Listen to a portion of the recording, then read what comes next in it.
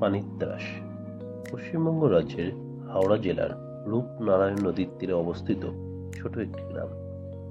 এই গ্রামটি শরৎচন্দ্র চট্টোপাধ্যায়ের বসত বাড়ির জন্য বিখ্যাত। শরৎচন্দ্র চট্টোপাধ্যায়ের জন্ম হুগলি জেলার দেবানন্দপুর গ্রামে হলেও সাহিত্য জীবনের বেশ কিছুটা সময় তিনি কাটিয়েছিলেন হাওড়া জেলায় দেউলটিতে অবস্থিত ছোট্ট এই গ্রামটিতে।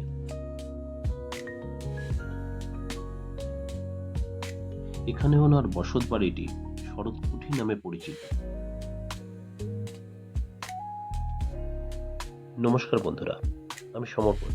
আপনারা দেখছেন আমার ইউটিউব চ্যানেল ট্রাভেল উইথ সমর্পণ। আজ আমাদের গন্তব্য সেই পানিত্রাসে বিখ্যাত শরৎকুঠি। তো বন্ধুরা, আমরা বেরিয়ে পড়েছি পানিত্রাসের উদ্দেশ্যে।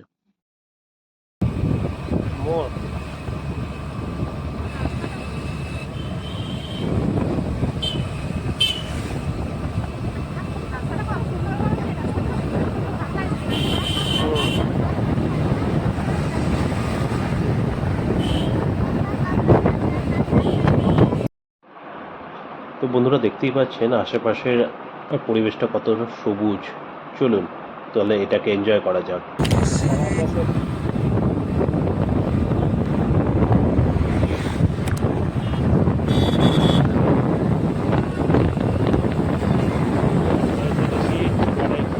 উঠবো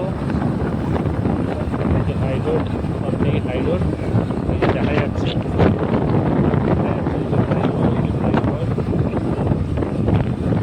আমরা যাবো ডান দিকে, এই যে এখানে আছে খড়গপুর ডান দিকে, কোলাঘাট ডান দিকে, সব ডান দিকে, আর লেফট সাইডে চলে গেলে হাওড়া।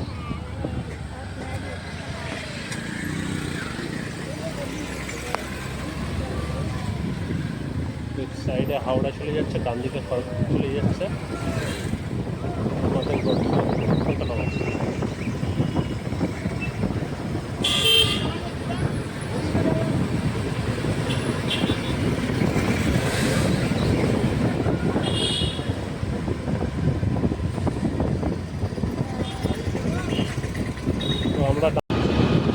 এবার আমরা ন্যাশনাল হাইওয়ের ওপর দিয়ে যাচ্ছি।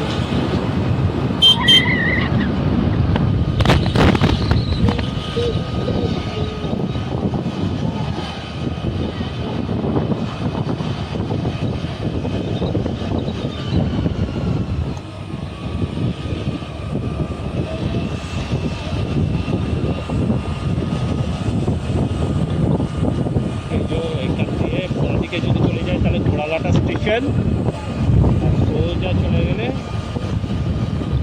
দেউলটি। দেউলটি থেকে আবার ডান সাইডে নিয়ে নেব, সাইড রোড ছেড়ে দেব। সাইড রোড ছেড়ে দিয়ে আমরা স্ট্রেটে আসতে পারব।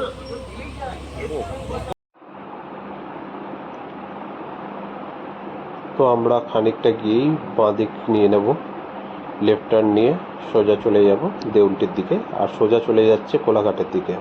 আমরা কোলাঘাটের ওই দিক সোজা না গিয়ে লেফট সাইড নিয়ে নিচ্ছি। এই লেফট সাইড নিয়ে নিলাম। একটু বেশ খানিকটা যাওয়ার পরই আমরা রাইট টার্ন নিয়ে নেব।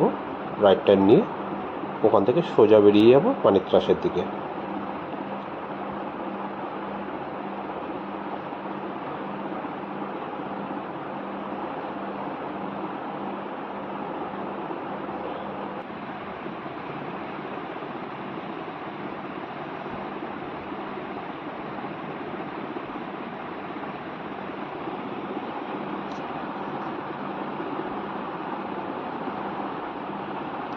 এখান থেকে রাইট টার্ন এবার নেব।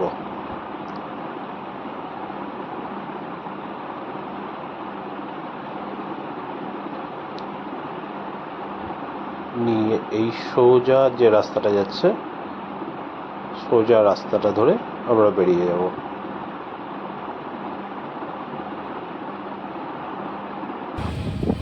Welcome to Panitras. Welcome to পানিত্রাস।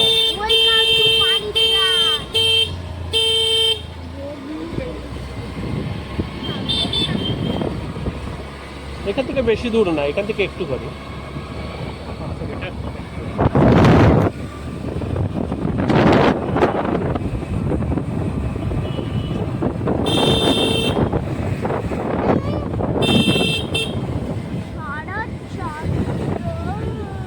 এই যে শরৎচন্দ্রের একটা স্ট্যাচু।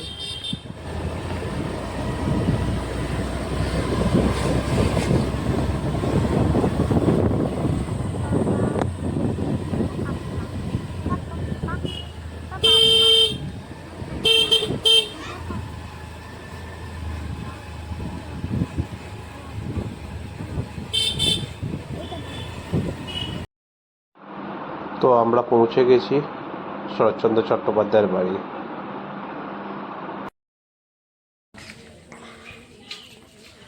এই মেন গেট দিয়ে ঢুকছি, এই শরৎচন্দ্রের বাড়ি।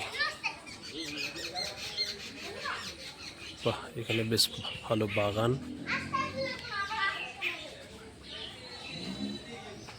দু সাইডেই বাগান আছে। হ্যাঁ হ্যাঁ, ও নেন দৌড়াচ্ছে।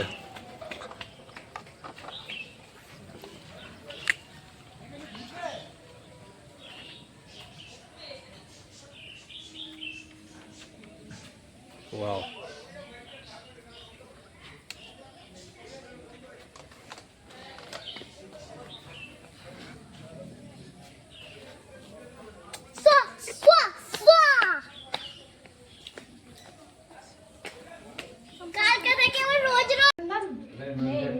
এবার আপনাদেরকে পরিচয় করিয়ে দেব কেয়ারটেকার প্লাস গাইড ওনার সাথে। আমার নাম টুবাইপতি। আমরা বংশ পরম্পরা ধরে বাড়ি দেখাশোনার দায়িত্বে রয়েছে। ওনার নাতি থাকেন কলকাতা কসবায়, নাতির নাম জয় চট্টোপাধ্যায়। উনি আমার বাবার উপরে বাড়ির টোটাল দায়িত্ব দিয়ে রেখেছেন। আমার সাথে যোগাযোগ করতে হলে আমার যোগাযোগের নাম্বারটি হলো 8537998629। যারা রূপনারায়ণ নদীতে পিকনিক ও হোমস্টের জন্য যোগাযোগ করতে পারে। লেখাটা রাখতেন, জানাটা খুলে দিতেন, তখন বাদশার পাঁচিলটা রূপনারায়ণ নদী ক্ষেত দিয়ে বইতো না। লাঠিটা রয়েছে, লক্ষ্য রাখুন, একদম কোণে যুদ্ধ কাঁচের ভেতর সুতো দিয়ে বাঁধা রয়েছে। দ্বিতীয় নম্বর র্যাকে ওনার নিচে যে মৃত্যুসজ্জায় ছবিটা রয়েছে, ওনার দ্বিতীয় পক্ষের স্ত্রী হিরণময়ী দেবী।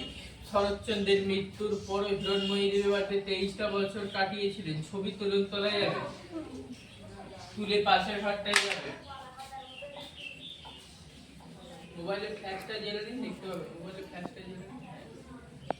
পানি চলে গেল। বাইরে ঘুরুন, একটু বাইরে ঘুরুন, লোক আছে উপরে। ওই দিকটা ঘুরে আসুন, ফাঁকা জায়গা একটু চারদিকটা ঘুরুন না। বাড়ি কোথায়? বাইনারে রড হচ্ছে তো, সেখানে নিতে পারলে বাইনারে রড দেখতে যাবে না বাইনারে। 100 বছর আগেকার ঘুড়ি একদিন দম দিলে 7 দিন চলবে। আলমারিতে যে বইগুলো রয়েছে উনি পড়াশোনা করতেন না। সোজা যে ছবিটা রয়েছে সাদা ফ্রেমের পাশে বাঁধানো ছবি, এটা নাতি-নাত বইয়ের ছবি। সামনে সোফা, উনি বসতেন। ওটা বেলজিয়াম কাচের আয়না, ওইটা বৈঠকখানার ঘর। সব বিপ্লবীদের সাথে মিটিং হতো। কারেন্ট আছে পাশের ঘরটায় আমাদের গেছে তো। আরে চলো দেখতে দাও না বাবাকে, নাহলে এই বানাবে ভিডিওটা শিখতে। সবাই একসাথে উঠবে।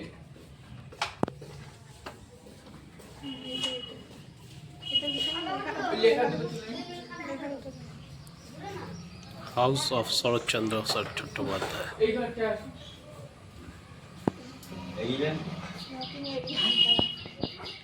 এইটা চিকিৎসার ঘরে চরকা রয়েছে। হাওড়া জেলা কংগ্রেসের প্রেসিডেন্ট ছিলেন, তখন জাতীয় কংগ্রেসের সিম্বল দিয়ে চরকা। ওই যে ইজি চেয়ারটা রয়েছে, উনি বসে চিকিৎসা করতেন। গরিব দুঃখীদের বিনা পয়সা হোমিওপ্যাথি চিকিৎসা করতেন। এই খাঁচাতে উনি ময়ূর পুষতেন। এখন ময়ূর রাখা নিষেধ, তাই ময়ূর রাখা হয় না। এই খাঁচাতে ঠাকুর রয়েছে, লক্ষ্য রাখুন। রাধাকৃষ্ণ ঠাকুর শ্বেত পাথরের মূর্তি। চিত্তরঞ্জন দাস যখন দেশের উদ্দেশ্যে অ্যারেস্ট হয়ে গেছিল, ওনাকে দিয়ে গেছিলেন। সেই ঠাকুরটা আজ নিত্য পুজো হয়। চিত্তরঞ্জন দাসের বাড়ির ঠাকুর। আলমারিতে ওষুধ রয়েছে। রাধাকৃষ্ণ ঠাকুরের পাশে ওটা লক্ষ্যের হাঁড়ি রয়েছে। এটা ধানের গোলা, ধান থাকতো। আর টালির চালের ঘরটা হচ্ছে ঠাকুর ঘর। আর তখনকার দিনে বাথরুম বাড়ির বাইরে। এইখানে রান্নাঘর ছিল দোতলা। 78-এ বন্যের রান্নাঘরটা পড়ে যেত, তারপর রান্নাঘরটা তৈরি হয়নি। ওপরে যাবেন আস্তে আস্তে। তো এইটা দিয়ে উপরে উঠতে হবে। এতক্ষণ শুনছিলেন ওনার বক্তব্য। ওখান থেকে চলো সিঁড়ি থেকে সিঁড়ি নিচে উনি হলেন গাইড, যে উনি গাইড ছিলেন।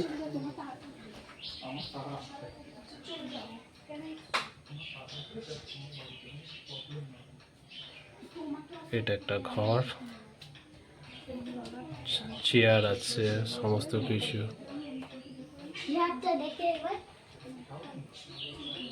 আল্লাহ, আই থিঙ্ক দুটো রুম আছে, ওই সাইডেও একটা রুম আছে। গেট লাগানো, ঘুরে যেতে হবে।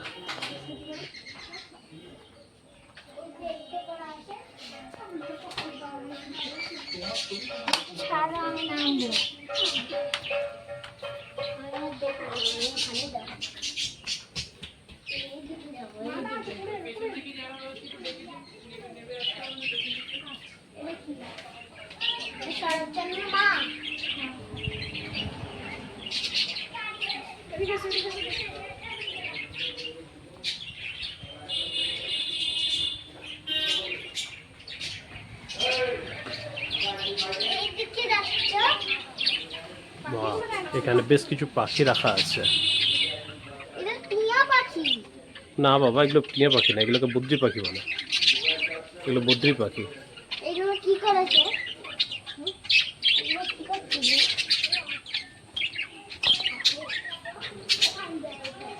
সুন্দর।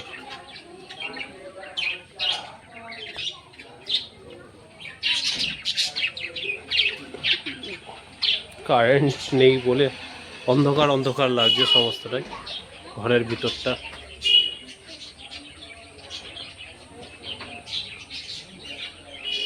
বাবা, খুব বড় লন।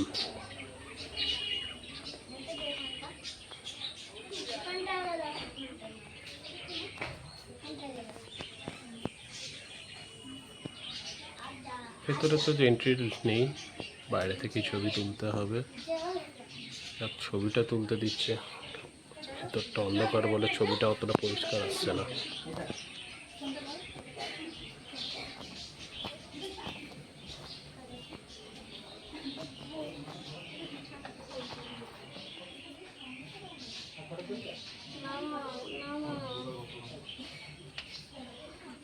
এখানটা একবার দেখবো, এখানটা এটা ধানের গোলা। ওটা ওটা আমি উঠবো। এইখানটাতেই রান্নাঘর ছিল, ফাঁকা জায়গাটাতে রান্নাঘর ছিল।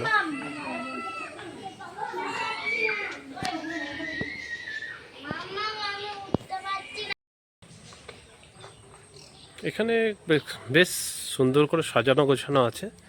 সামনে কি আছে, এখানে একটা সমাধিস্থান আছে। এখানে হিরণময়ী দেবীর সমাধিস্থল।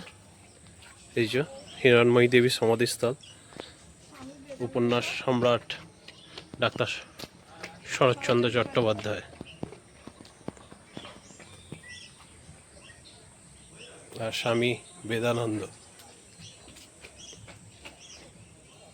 সমাধিস্থল।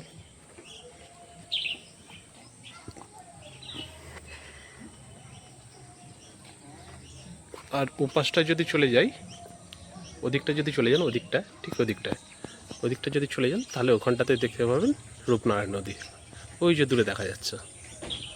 আমি হয়তো ক্যামেরাতে অতটা পরিষ্কার না, আমি এখান থেকে দেখতে পাচ্ছি রূপনারায়ণ নদী দেখা যাচ্ছে।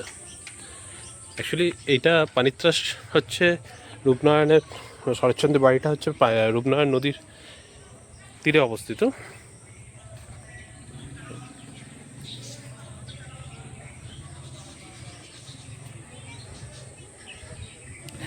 এটা যখন 1978 সালে বন্যা হয়, এই 1978 সালে বন্যাতে বেশ এখানটা ক্ষতিগ্রস্ত হয় এবং এটাকে আবার পুনরায় রিনোভেট করা হয়েছে।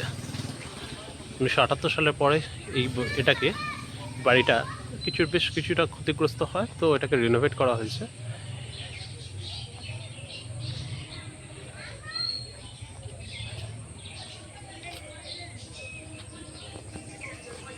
খুব সুন্দর ফুলের আছে। অ্যাকচুয়ালি আমি এখানে আগেও এসেছিলাম, তো অনেক দিন আগে যখন আমি কলেজে পড়তাম তখন বন্ধুদের সাথে সবাই মিলে এখানে এসেছিলাম। অনেক হয়ে গেল, অনেক বছর হয়ে গেছে, অনেক কিছু চেঞ্জ হয়ে গেছে, অনেক কিছু পরিবর্তন হয়ে গেছে দেখতে পাচ্ছি। আমি যখন এসেছিলাম তখন এই স্ট্যাচুটা ছিল না, এখন এই স্ট্যাচুটা নতুন করে দেওয়া হয়েছে। দিয়ে সোজা যাবো নদীর পাড়ে, রূপনারায়ণের পাড়ে, রূপনারায়ণ নদীর পাড়ে আমরা এখন যাবো।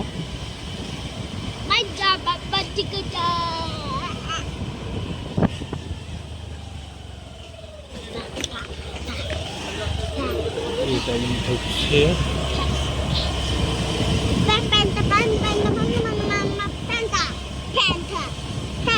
মানে পাশে একটা পার্কের মতো আছে।